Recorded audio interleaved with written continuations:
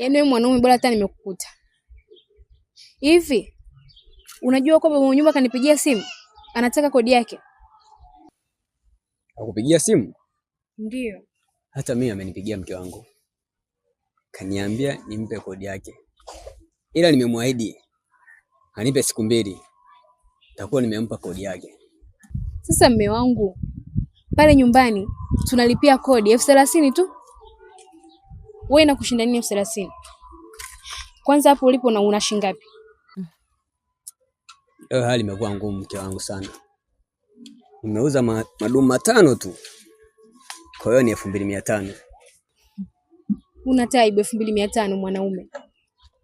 Hivi unaona mzigo ambao nilitoka nao nyumbani asubuhi? Sasa hivi mbaki chupa nusu ya uji. Ila nikikuonyesha kitita nilichokuja nacho hapa, unaweza ukashangaa. Sasa mwanaume, mimi nimekuchoka kwa sababu haiwezekani mwanaume unatoka asubuhi unarudi na 2,500. Tunakutana hapa njiani na 2,500. Na sasa hivi kijua kishaka hata kabisa. Unategemea nani atanunua maji hayo?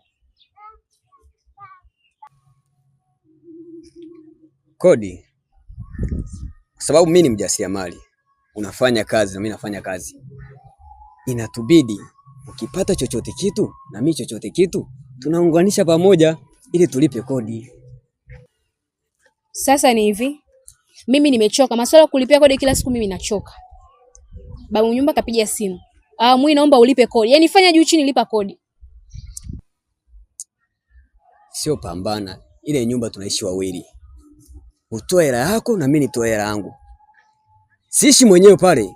Afu nisha kuambia usi unanipanda kichwa. Umefanya biashara na mimi nafanya biashara, tupange tuchukue hela zote pamoja, tupeleke kwa kodi.